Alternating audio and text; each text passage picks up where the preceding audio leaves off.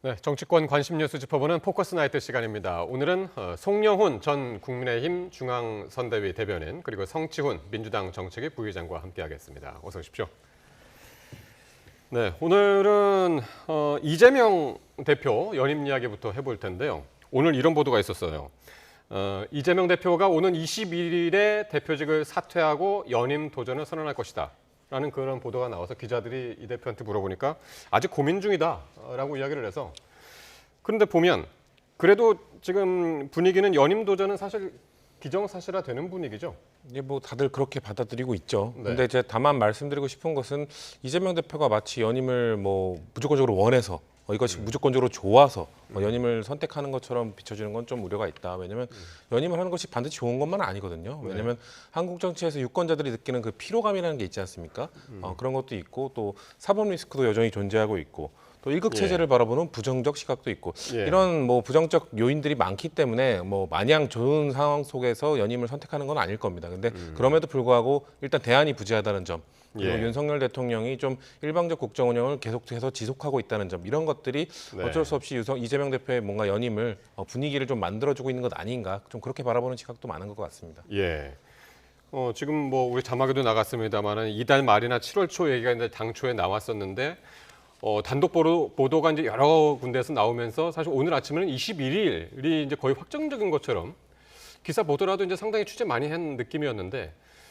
이거를 부인하고 있습니다. 이거 한동훈 전 비대위원장의 출마 선언 일을 하고 좀 연결된 것이 아닌가 이제 그렇게 보는 시각들도 있더군요. 뭐 그런 정치적인 고려가 있을 수 있겠죠. 네. 사실 이재명 대표가 21일에 사퇴를 하나 그보다 며칠 뒤에 사퇴를 하나 어차피 연임이 기정사실화된 상황에서 뭐 청명해주거나 한식해주거나 정도 아니겠습니까? 큰 의미는 없다고 보고요. 그다음에 조금 전에 이재명 대표의 연임이 꼭 본인이 원해서 하는 것은 아닐 수 있다라고 말씀하셨는데 네. 평양감사도 자기가 싫으면 안 합니다. 그 이재명 대표의 연임은 제가 여러 번 말씀드렸지만은 그 영장 기각 사유에 있었던 21글자, 즉 정당의 현직 대표로서 공적 감시와 비판의 대상인 점이라는 그 이유 때문에 구속영장 기각됐던 것에 모든 근원이 있습니다. 즉 이재명 대표는 본인의 방탄 때문에 어떻게든 민주당 대표직을 유지해야 되는 입장이고 네. 그래서 이렇게 정치적 리스크를 жил어지면서도 연임으로 가야 되는 그런 것이죠. 예. 최고위원도 지금 거론되고 있는 사람들이 있죠. 이게 뭐 다양한 분들이 거론되고 있는데 네. 지금 대부분 아마 친명원 분들이 지금 마음을 좀 준비하고 있는 것 같습니다. 근데 네. 이제 뭐 일각에서는 이제 너무 친명원들만 있는 건 아니냐라는 우려들이 좀 있는 것도 거론되고 사실입니다. 있는 분들이 어느 뭐 김민석 의원, 뭐 민영배 의원, 또 뭐 천준호 의원 이런 분들, 네. 친명 지도부에 있었던 분들 네. 이 다수가 아마 2기에서도 뭐 좀 더 한준호 의원인가요? 한준호 의원도 한준호 의원이죠. 예. 한준호 의원. 예. 그리고 원 외에는 뭐 정봉주 전 의원도 곧 도전을 할 것이다. 뭐 이런 얘기도 있는 상황인데요. 예. 이런 분들이 대부분 친명을 표방했던 분들이고 1기에서는 이제 뭐 당직은 맡았었으나 이제 지도부는 아니었기 때문에 2기 이재명 체제에서는 좀 지도부까지 노려보는 이런 분위기가 있는데 예. 너무 다양성이 없는 것 아니냐 일각의 우려도 좀 존재하는 건 사실입니다. 그러니까요. 지금을 1기 최고위라고 하면은 지금 이제 고민정 최고위원도 있고 해서 비명계도 있고. 근데 이제 2기에는 이제 그런 분들이 보이지가 않는단 말이죠. 그렇습니다. 일기에는 말씀하신 것처럼 고민정 최고위원도 있고 더 거슬러 올라가 보면은 중도에 사퇴를 하긴 했지만 그 광주의 송갑석 의원도 있었죠. 비명계로. 그런데 지금 아마 이재명 2기 체제에서는 지도부에 입성할 그 비명계는 사실상 보이지 않아요. 지난 네. 총선 과정에서 거의 다 낙천을 했기 때문에 민주당의 비명이라고 하면은 결국에는 그 낙천한 비명밖에 없다. 이런 말에도 과언이 아닌 상황입니다. 그리고 네. 지금 최고위원 후보군 거론되고 있는 분들 중에서 뭐 대표적으로 김민석 의원 같은 경우에 네. 본래 원내대표에도 출마 뜻이 있었다고 알려져 있었는데 그 이재명 대표가 박찬대 의원을 주인 잘못이는 사람이라고 공개적으로 칭찬하면서 원내대표 경선 레이스가 정리가 되는 그런 예. 일이 있었지 않았습니까? 예. 그때 이제 김민석 의원도 원내대표 출마 뜻을 한번 접었단 말이에요. 네, 그런 점에서 민주당의 이번 최고위원 레이스도 결국은 이재명 대표의 의중에 따라서 구도가 정리되지 않겠는가 이렇게 보여져서 네. 사실상 아무런 감동도 어떤 역동성도 없는 그런 최고위원 경선이 되지 않을까 싶습니다. 네. 자, 이렇게 이재명 대표의 연임 도전 가능성이 높아지는 가운데 오늘 이 당 최고위원회의에서는 이 대표를 향한 찬사가 쏟아졌습니다. 어떤 일이었는지 한번 직접 듣고 오겠습니다. 더불어민주당의 아버지는 이재명 대표님이십니다. 집안의 큰 어른으로서 이재명 대표님께서는 총선 직후부터 영남민주당의 발전과 전진에 계속 관심을 가져주셨습니다. 다시 한번 저를 임명해 주신 이재명 대표님을 비롯한 최고위원님들께 고맙고 감사하다는 말씀을 드립니다. 이재명 지도부는 당원이 주인되는 정당을 건설하겠다고 공약하고 출범했습니다. 이재명 대표 시대이기에 가능했던 일입니다. 예. 앞서서 말씀하셨던 분, 강민구 더불어민주당 최고위원인데 오늘 처음 보는 분 같습니다. 예, 지금 대구시당 위원장이시고 예. 대구에서 이제 기초위원 그리고 광역의원까지 하셨던 분입니다. 그렇기 때문에 아무래도 뭐 원래 그 지명직 최고위원이 영남 쪽을 배려하기도 하지만 네. 지난해 아까 말씀하신 송갑석 최고위원처럼 그 호남 쪽에서 또 배려하기도 하지 않았습니까? 그런 것처럼 이번에는 영남을 좀 배려해줬다라는 차원에서 아마 그런 고마움의 표시로 저런 발언을 한 것 같은데 네. 그런 아버지라는 발언이 적절한가라는 거에 대해서는 저도 의문이 있습니다. 왜냐하면 네. 뭐 민주당 60년사 이렇게 얘기를 하는데 뭐 그래서 1955년에 창당된 민주당 그때를 뭐 민주당의 시작으로 보는 분들도 다수고 그렇다면 뭐 그 당시에 뭐 신익희 대표라든지 네. 뭐 조병옥 대표라든지 그런 분들을 뭐 아버지로 좀 언급을 했어야 되는데 아마도 영남 민주당 어렵게 정치하는 예. 영남 민주당에 좀 도움을 줬다는 의미로 저런 발언을 하신 게 아닌가라는 생각이 있는데 예. 다만 정청래 수석 최고까지 저런 발언을 하시는 게 과연 적절했을까라는 좀 의문은 있습니다. 왜냐하면 네. 굳이 그런 발언을 하지 않아도 되거든요. 네. 그러니까 국민들이 보시기에 안 그래도 민주당에 대해서 일극 체제로 간다는 비판이 있는 상황에서 지도부에서 저런 발언이 나온 거는 개인적으로 좀 지양하시는 게 좋지 않을까 이렇게 생각합니다. 예. 강민구 최고위원 발언을 전체적으로 저도 들어봤습니다만은 앞에서 이제 얼마 전에 이제 아버지가 돌아가셔서 이제 그 얘기로 시작했다가 민주당의 아버지는 이제 이재명 대표다 이제 그렇게 얘기했단 말이에요. 어떻게 들으셨습니까? 뭐 그런 맥락이 있다고는 하지만 네. 그렇다고는 해도 대단히 지나친 아첨이었죠. 그리고 방금 전에 우리 성 부의장께서도 말씀하셨지만은 민주당은 홈페이지에 가면은 1955년 민주당을 민주당 역사의 기산점을 보고 있습니다. 이재명 대표가 1964년생인데 그러면 도대체 민주당의 족보는 어떻게 되는 것인가? 또 아버지가 이재명 대표면 도대체 민주당의 어머니는 누군가? 별의별 생각이 다 들게 하는 아주 그 희한한 발언이었습니다. 네. 그리고 여기서 두 가지를 좀 덧붙여서 말씀을 드리지 않을 수 없는 게 일단은 민주당에는 과거에 이제 험지에서 오랫동안 그 공직에 도전했지만 낙선하고 꿈을 못 이룬 허대만이라는 분이 있습니다. 네. 경북 포항에서 정치를 오래 하셨는데 7번 낙선을 했고 결국에는 국회의원은 못 되고 돌아가셨어요. 일주기가 됐을 때 경향신문 같은 진보 매체에서 허대만의 꿈을 조명하는 그런 기명 칼럼이 실릴 정도였는데 그런 정신을 이어받아서 아마도 이 강민구라는 대구시당 위원장께서 최고위원으로 지명이 됐었을 겁니다. 네. 그런데 일성으로 이렇게 당대표에게 아부를 해서야 되겠는가? 이게 과연 허대만의 꿈이었겠는가? 기적하지 않을 수 없고요. 그다음에 더 중요한 것은 저 영상에는 나오지 않은 이재명 대표의 태도입니다. 강민구 최고위원의 이 모두 발언이 끝나고 나니까요. 영상을 제가 봤는데 이재명 대표가 그냥 박수를 쳐요. 웃고 그다음에 이제 악수를 하는데 강민구 최고위원은 거의 폴더 인사를 하고 네. 그런데 자리에서 사실 일어났었죠. 그렇습니다. 네. 사실 그런데 그 장면에서요. 이재명 대표가 농담으로라도 나한테 그런 아부는 하지 마라.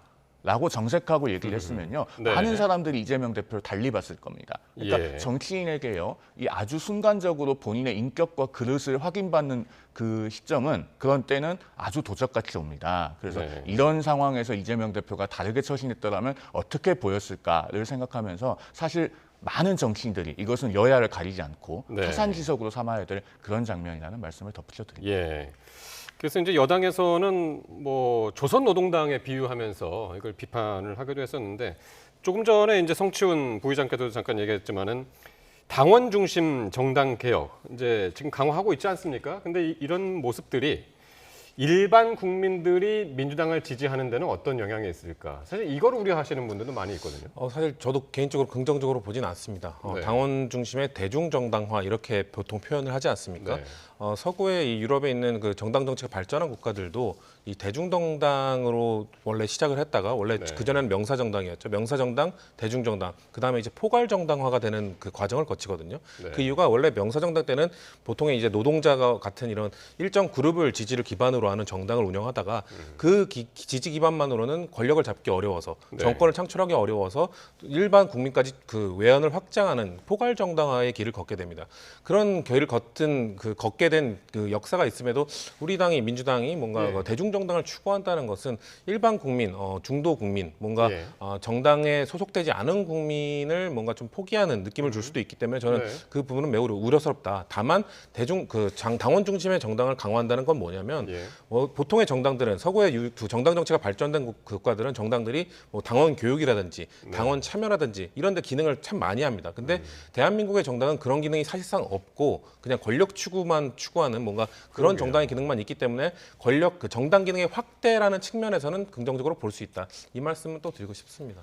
지금 당장 앞두고 있는 선거가 없어서 그럴까요? 이게 더욱더 매일매일 좀 심화되는 것 같습니다. 그렇습니다. 그런데 네. 이제 뭐 당원 중심의 정당을 만든다고 하면서 네. 강성 당원에 대한 의존도가 높아지면요. 그 네. 뭐 중도층이나 일반 국민은 점점 더 거리감을 느낄 수밖에 없어요. 지난주에 제가 우리 포커스 나이트에서 말씀드리기를 국회미래연구원에서 나온 작년 보고서에 보면 민주당 광주광역시당에서 15% 정도 되는 당원을 선별조사해봤더니 많게는 95%가 유령 당원이더라. 그런 얘기 말씀드리지 않았습니까? 네. 그러면은요, 당원에 대한 의존도를 높인다고 할 때 실제로 활동하는 당원들은 굉장히 강성 당원일 가능성이 높습니다. 그게 아하. 민주당에서 실제로 나타나고 있고요. 네. 그러면은 이 에코챔버 효과라 그러죠. 그러니까 뜻을 같이 하고 목소리가 같은 사람들끼리 자기들끼리 그 울려 퍼지는 메아리를 듣는 겁니다. 그러면서 일반적인 민심과는 점점 멀어지는 거예요. 그러면은 그렇게 됐을 때 과연 민주당이 민심의 중앙값과 코드를 맞춰서 갈 수 있겠는가? 네. 점점 그 간격은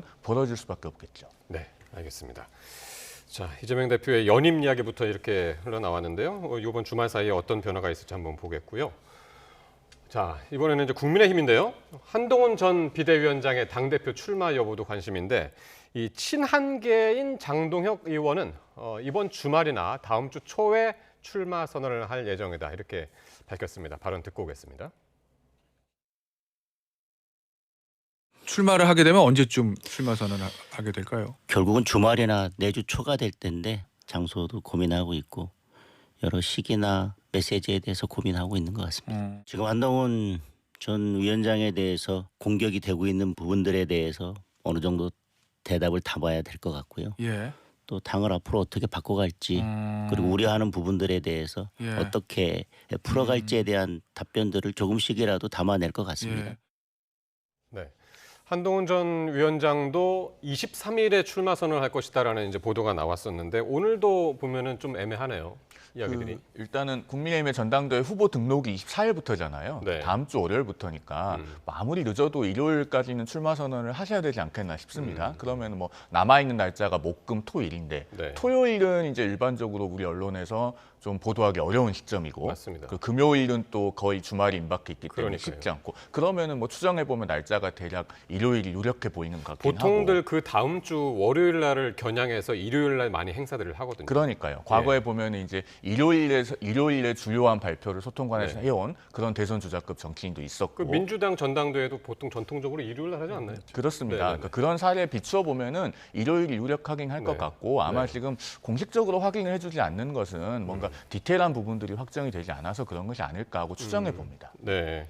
장소도 상당히 지금 이제 고민하고 있는 것 같은데 어디서 하게 될까요? 글쎄요, 뭐 국회 정론관에서 하지 않을까요? 뭐 너무 상징성을 고려하고 또 한동훈 전 위원장이 예전부터 뭔가 여의도 정치를 탈피하겠다. 너무 거기에 집착하다 보면 장소가 주는 메시지 때문에 본인이 좀 밝히고자 하는 비전 이런 것들이 좀 묻힐 가능성도 있다고 생각하거든요. 그래서 오히려 좀 평범한 자리에서 본인의 메시지에 집중하는 것이 좋지 않을까라는 생각을 개인적으로 하는데요. 네. 한동훈 위원장이 뭐 저는 비전 이런 것도 밝히는 것도 중요하지만 예. 일단 그래도 직전 선거의 패장이었기 때문에 저는 우선적으로는 반성문을 먼저 얘기해야 된다라고 생각합니다. 그래서 그런 반성문도 얘기하고 비전도 얘기하고 메시지에 힘을 실기 위해서는 그냥 좀 평범한 정론관 같은 데서 하는 것이 저는 적절하지 않을까 개인적인 생각을 갖고 있습니다. 정론관 얘기하시는 거 보니까 옛날에 이제 지금 소통관으로 아 그렇죠. 예, 소통관이요. 예, 죄송합니다. 그래서 이제 기자들이 있고 한 그곳에서 하게 될 것이다라는 국회 소통관 이야기도 지금 뭐 보도들이 나오고 있어서 이게 지금 그 원외 인사의 한계 이런 이야기들도 지금 이제 한동훈 전 위원장 겨냥해서 지금 나오고 있는 이야기라 국회 소통관도 유력해 보이긴 합니다. 유력해 보이죠. 왜냐하면은 저는 한동훈 전 위원장이 이제 전당대회 출마를 할 때 네.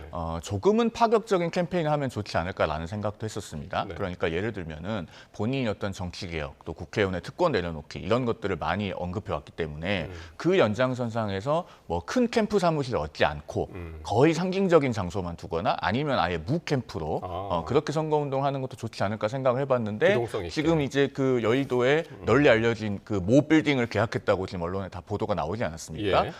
작년에 김기현 대표가 당선될 때 사무실로 썼던 그 아하. 빌딩이죠. 그러면은 이 전당대회 캠페인은 크게 튀는 방식으로 하지는 않으려는 것 아닌가라는 합리적인 추론이 가능해 보여요. 네. 그렇다면은 어떤 그 정견을 발표하는 장소도 네. 소통관 같은 일반적인 곳을 택할 가능성도 상당히 높아 보인다. 이렇게 전망해 봅니다. 네.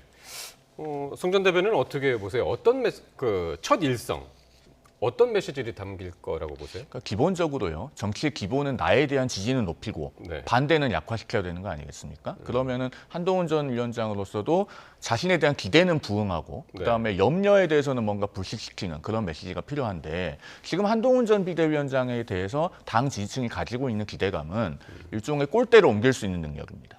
즉 지금 국회 의석수는 108대 192예요. 네. 그런데 지난 총선 캠페인 과정에서 물론 3월 달 들어서 많은 변수가 생기고 그러면서 지지율과 의석수가 내려가긴 했습니다만 네. 그 전까지의 과정을 보면 아 그래도 한동훈이라면 뭔가 꼴대로 옮길 수 있지 않을까 이런 기대. 꼴대라는 게 뭘 의미하는 그러니까 거예요? 지금 그 정치에서 핵심이 되는 이슈, 전장, 아젠다 이런 것을 옮기는 능력입니다. 아하. 그러니까 국회 안에서 네. 지금 현재 현안이 되고 있는 것들 가지고 싸우면은 야권이 192석을 가지고 있는데 국민의힘으로서는 기본적으로는 100점 100패에 가까울 수밖에 없어요. 예. 그것을 그래도 한동훈 전 위원장 정도 되면은 뭔가 다른 아젠다와 이슈를 세팅해서 돌파할 수 있지 않을까 이런 네. 기대감을 갖고 있는 것이죠. 그런 점에서 뭔가 그 기대에 부응하는 어떤 차별화된 아젠다가 나오면 좋겠고요. 네. 그다음에 앞서 제가 이제 염려를 불식시킨다 그런 말씀을 드렸는데 그 부분은 역시나 당정 관계에 관한 것이 될 겁니다. 그러면은 네, 네, 네. 본인은 대통령실과의 관계 설정을 앞으로 어떻게 해 나가겠다라고 네. 하는 어떤 구체적인 플랜이 담기면 그 염려를 불식시키는데 좋지 않을까 하는 얼마 생각을 해보는 전에 것이죠. 반대를 위한 반대를 안 하겠다.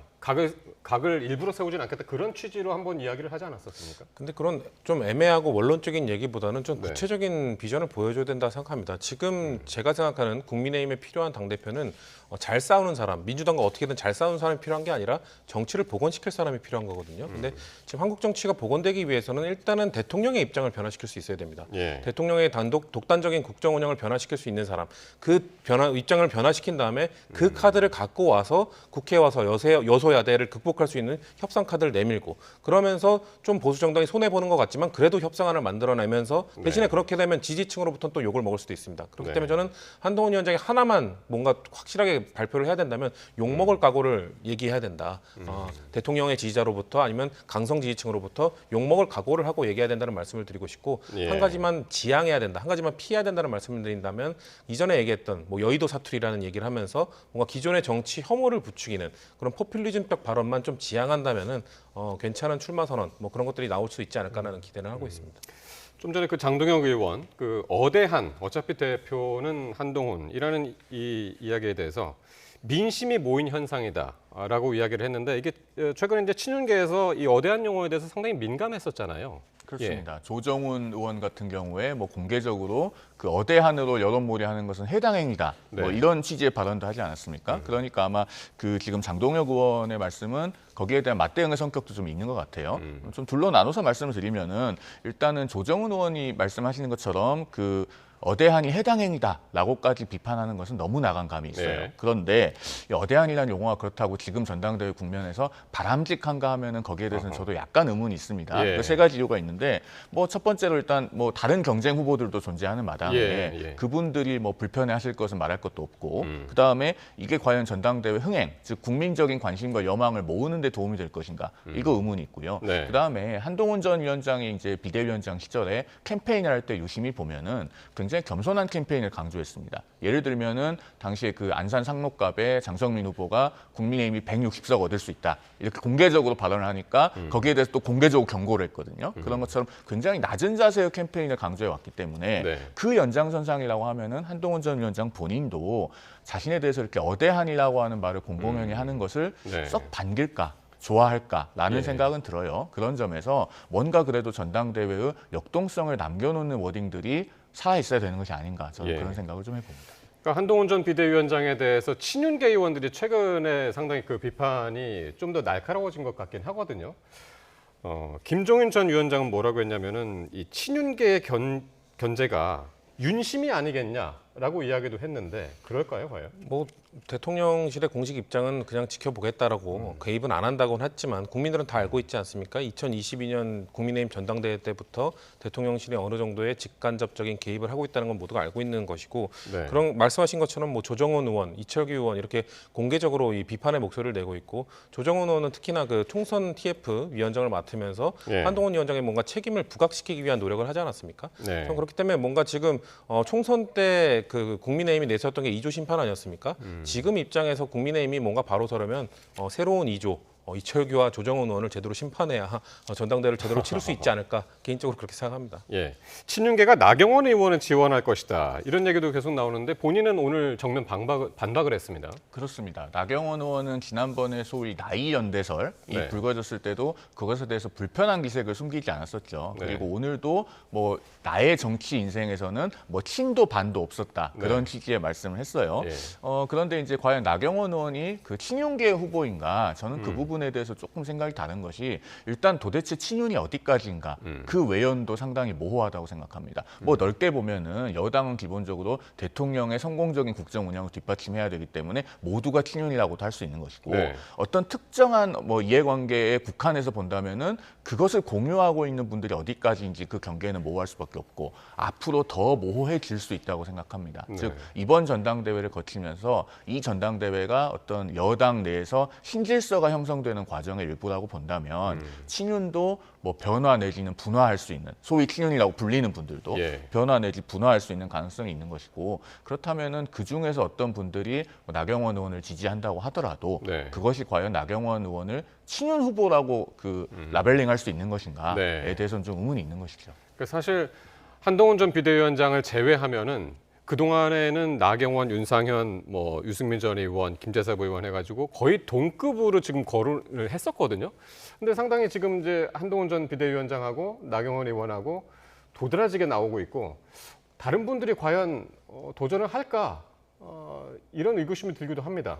뭐 친윤의 지원을 받지 못해도 나가겠다는 분은 있을 것이고요. 저는 근데 이런 상황 자체가 좀 넌센스하다. 왜냐하면 아까 말씀드린 2022년 그 국민의힘 전당대회를 되돌아보면 그 당시에는 나경원 전 의원에 대해서 당시엔 원외였죠. 네. 당시에 대통령 직속 그 저출산 고령사회위원회 부위원장을 맡았음에도 네. 왜 전당대회를 나오냐 욕심내는 거 아니냐면서 오히려 눌러 앉히지 않았습니까? 네네네. 그랬던 그 나경원 전 의원에 대해서 이제는 친윤계에서 뭔가 지원을 하겠다. 나와라. 우리가 지지해주겠다. 이런 상황이 얼마나 지금 친윤계가 하고 있는 행태가 한때는 누군가를 눌러앉히고 한때는 누군가를 또 막기 위해서 누군가를 지지하고 이런 모순적인 행태를 보이는 것들이 뭔가 아직까지도 국민들이 이 총선에서 심판을 하셨던 그런 목소리를 제대로 못 듣고 있다. 이렇게 보여집니다. 예. 지금 어느 누구도 출마 선언을 언제 할 것이다. 본인 스스로는 이제 이야기를 하지 않고 있어서 당장 원래는 근데 나경원 의원 같은 경우는 내일 할 거라는 이제 보도도 나오기도 했고 했는데 이번 주 상황 한번 보겠습니다. 자, 원구성 대치 지금 여전한데요. 오늘 추경호 국민의힘 원내대표가 민주당의 법사위원장하고 운영위원장을 1년씩 맡자 우리 그런 방안을 제안했는데 민주당 반응이 좀 싸늘했습니다. 예, 먼저 좀 말씀을 해주실까요? 박찬대 원내대표가 이거에 대해서 이제 협잡이라고 말씀을 하셨는데요. 네. 이제 그 민주당에서 지금 지속적으로 얘기하고 있는 것은 뭐 네. 법사위 운영이 이런 것들을 뭐 몇 년씩 뭐 맡는다. 뭐 국민의힘이 만든다 이게 중요한 게 아니라 대통령이 이 그 국회에서 통과된 법안에 대해서 지속적으로 이렇게 거부권을 행사하는 이 태도가 바뀌어야 된다는 거거든요. 대통령이 그 태도를 바꾼다면은 입법부의 뭔가 다수 의견을 인정해 준다면은 네. 법사위조차도 줄 수 있습니다. 2년도 줄 수 있다는 뭐 그런 생각도 갖고 있을 겁니다. 그럼에도 예. 불구하고 뭔가 대통령의 입장이 전혀 바뀌지 않은 상황에서 1년 하는 것이 가능할 것인가? 그거에 대해 부정적인 것이고요. 개인적으로는 저는 이런 안도 받아볼 만하다라는 생각을 네네네. 갖고 있습니다. 왜냐하면 1년 우리가 민주당이 주장했던 거는 속도였거든요. 뭔가 예. 계속 법안 통과하는데 그 법사위를 맡고 있는 국민의힘이 21대 후반부에 뭔가 발목을 잡았다. 그렇다면은 초반에 네. 1년을 맡으면서 그런 속도전을 내면서 통과시켜야 됐던 법안들 다 통과시켜 보고 그런 다음에 국민들로 평가를 또 받으면서 예. 나머지 1년은 저는 국민의힘에게 다시 양보하는 것도 국민들 보시기에는 저는 좋은 제안을 그러니까요. 될 수 있다. 이게 사실 오늘 추경호 원내대표가 이런 제안을 했다. 1년씩 맞자라고 제안을 했다라고 하고 그 다음에 민주당 반응이 나오기 전까지만 하더라도 민주당 쪽의 인사들, 패널들 낮에 저도 이제 방송을 보니까 그분들이 받을만 하다라고 이야기를 하더군요. 그런데 네. 지금 박찬대 원내대표가 역제안을 한 것을 보면 뭐 네. 대통령께서 1년간 거부권을 행사하지 말아야 된다 네. 이렇게 얘기를 하는데 그러면은 그 기간 동안에 민주당이 통과시키려고 하는 법안들이 어떤 것들인지는 이미 우리가 다 알고 있거든요. 네. 대표적으로 지금 이재명 대표와 직접적으로 관련이 있는 예. 그 이화영 전 부지사의 대북송금 재판. 그 사건과 관련해서 민주당이 대북송금 수사 검사들에 대한 특검 법안을 발의해 놓은 상태입니다. 네. 이거는 사실상 그 적법하게 수사한 검사들에 대한 정치 보복이거든요. 그런 법안을 그러면은 만약에 민주당이 머릿수로 통과를 시켰을 때 예. 대통령이 제의 요구를 하지 말고 그대로 공포를 해야 된다는 것이냐. 예. 이거 도저히 동의할 수 없고. 그다음에 민주당이 지금 발의해 놓은 다른 특검 법안들도 보면 예를 들면은 특별 검사가 영장 전담 판사를 고를 수가 있어요. 지정하는 조항들이 들어가 있다든가 또는 뭐 민주당이 고발해 놓은 사안에 대해서 여전히 민주당이 특검 추천권을 가지고 예. 또 그 대통령이 2명의 특검 후보 중에 임명을 안 하면은 연장자가 특검으로 임명된 것으로 간주한다. 이런 네. 조항이 들어가 있고 네. 그런 것들을 과연 그러면은 헌법을 수호할 의무가 있는 대통령으로서 제의 요구를 하면 안 된다는 것인가 동의하기 어렵죠. 그러니까 박찬대 원내대표가요. 만약에 처음부터 우리는 헌정 관행을 존중하겠다. 법사위 운영이 다 국민의힘에 줄 수 있다. 단 그러면은 과거에 역대 정부에서 했던 것처럼 대통령의 제의 요구를 자제해달라. 네. 이렇게 나왔으면 그것은 협의가 될 수 있었을지 모르겠습니다. 예. 그런데 이미 법사위를 가져가서 법원행정처장을 불러다가 이재명 대표의 재판이 이렇게 배당돼도 되는 것이냐를 따져 묻고 네. 그렇게 법사위를 사유화하는 것을 이미 다 보여준 마당에 거기에다가 대통령의 제의 요구권 행사를 해서는 안 된다. 이렇게 해서는 과연 협상이 되겠는가 하는 생각이 듭니다. 짧게만 말씀드리면 뭐 검사 탄핵과 같은 당에서도 좀 이견이 있는 부분에 대해서 밀어붙이게 된다면 저는 민심의 역풍이 불 가능성도 충분히 있다고 생각합니다. 그렇기 때문에 충분히 국민들의 동의가 되어 있는 뭐 최상병 특검이라든지 김건희 여사 특검이라든지 이런 부분에 대해서 추진을 강하게 좀 빠르게 하겠다는 것이지 방금 말씀하신 모든 발의된 법안을 다 하다가는 민주당 내에서도 역풍의 가능성을 충분히 알고 있다라는 네. 걸 말씀드리고 싶고 짧게만 더 말씀을 드리면은 뭔가 민주당이 방금 말씀하신 부분들 있지 않습니까? 특검법의 뭐 독소 조항이라고 할 수 있는 그런 것들을 좀 뺀 대안, 네. 그런 거를 뺀 중재안 이런 것들을 내놓고 발의를 하시면 그거 갖고 협상을 할 수 있는데 그러니까요. 뭔가 절대적으로 그냥 반대만 하고 계시지 않냐 이런 네. 말씀을 드리고 싶습니다. 아니 그런데요. 적법하게 잘 수사한 검사들에 대해서 유죄 판결이 선고되고 나니까 그 특검을 밀어붙여서 시행하겠다라고 하는 것은요. 여기에 대해서는 어떤 다른 수정안이나 협상안이 있을 수가 없는 겁니다. 다른 건 몰라도 진행되고 있는 재판에 영향을 미치거나 그 수사했던 검사들에 대해서 보복하는 성격을 가진 특검 법안을 어떻게 그 법치주의를 수호해야 되는 보수 정당이 거기에 동의할 수 있겠습니까? 그것은 협상이나 타협의 대상이 될 수가 없는 것이죠. 예. 그래서 이제 오늘 우원식 국회의장이 양쪽에 이번 주말까지 협상 종료해라라고 거의 뭐 최후 통첩을 날렸는데 가능할까요? 이번 주말까지? 현실적으로는 쉽지 않아 보이죠. 지금 네. 박찬대 원내대표가 협잡이라고 하는 표현을 공개적으로 사용했는데 네.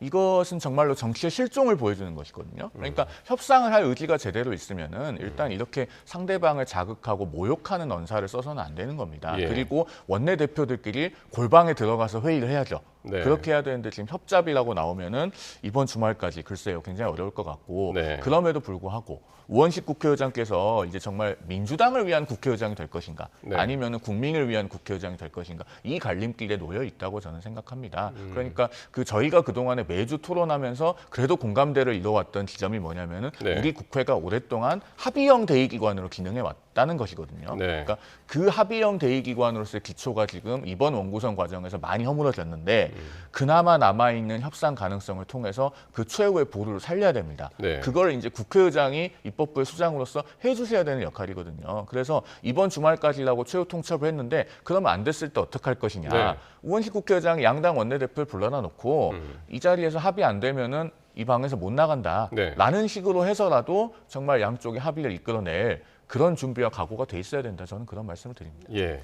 근데 조금 전에 이제 화면으로 잠깐 보셨습니다만 이게 그냥 단순히 국회의장이 양당 원내대표 불러다가 최후 통첩을 한 게 아니라 이거를 본인의 SNS에 띄웠거든요. 그러면서 존경하는 국민 여러분이라고 이제 이야기를 하면서 이제 이야기를 시작하는데 제가 느끼기에는 이게 본회의를 할 수밖에 없는, 열 수밖에 없는 국민의 양해를 구하는 그런 절차가 아니었나 싶어가지고요. 지금 우원식 국회의장이 네. 보기에도 여야가 지금 강대강 대치를 그냥 치닫고 있고 네. 박찬대 아까 뭐 그 협잡이라는 단어를 지적하셨는데 저도 매우 좀 부적절한 단어라고 생각합니다. 끝까지 뭔가 협의하기 위한 모습을 보인다기보다는 네. 계속해서 강대강 대치를 이어가고 있는 상황이기 때문에 네. 우원식 국회의장이 판단했을 때 이것은 협상의 여지가 그렇게 크지 않다라는 판단을 하셨을 것 같고요. 그래서 아마 본회의를 그냥 개최하는 것으로 아마 방향을 설정한 상태로 진행을 하시지 않을까. 뭐 안타깝지만 그렇게 예측될 것 같습니다. 마지막으로 송영훈 전 대변인께 국민의힘이 이게 7개 상임위원장 마지막으로 받을까요, 안 받을까요? 고심이 클 것 같은데요. 네. 지금 상황에서 7개 상임위원장을 받았을 때 네. 그러면은 민주당이 헌정관행을 깨고 법사위원장을 가져간 것을 정당화하고 추인하게 되는 문제가 있습니다. 그런데 이 법사위원장 가져가는 것을 정당화하고 추인하는 것은요. 민주당이 법사위원장을 가져가서 정말 국민과 민생을 위한 일들에 전념하고 있다면 또 좀 얘기가 다르겠습니다. 그런데 지금 법사위원장을 맡아서 뭘 하고 있습니까? 제가 앞서도 잠깐 말씀드렸지만 법원행정처장, 대법관이에요. 우리나라 사법부의 행정을 총괄하는 그 대법관이신 법원행정처장을 불러다 놓고 이재명 대표의 사건 배당이 이렇게 되는 게 맞느냐. 그것을 이재명 대표의 변호인을 하셨던 분이 따져 묻고 거기에 대해서 법원행정처장이 원론적인 답변을 하니까 법사위원장이 그렇게 답변해서 되겠느냐고 다그치는 상황이 됐단 말입니다. 네. 이렇게 법사위 권력을 방탄을 위해서 사유화하는 것을 추인하게 되는 거예요. 그렇기 때문에 지금 국민의힘의 고심이 큰 겁니다. 네. 만약에요, 민주당이 법사위원장을 가져가서 정말로 예를 들면은 전세사기 특별법이라든가 이런 것에 전념하는 모습을 보여줬다면 국민의힘도 상당히 명분 면에서 어렵지 않았을까라는 생각이 드는데 네. 지금 상황에서 7개 상임위원장을 가져온다. 글쎄요. 그게 과연 우리 국회가 앞으로 제 기능을 하는데 어떤 도움이 될지 좀 의문입니다. 네. 하여튼 원구성 협상 얘기하면은 끝까지 개운하지가 않습니다. 네. 어쨌든 오늘은 여기까지 듣도록 하겠습니다. 송영훈 전 대변인 그리고 성치훈 전 부의장과 함께했습니다. 고맙습니다.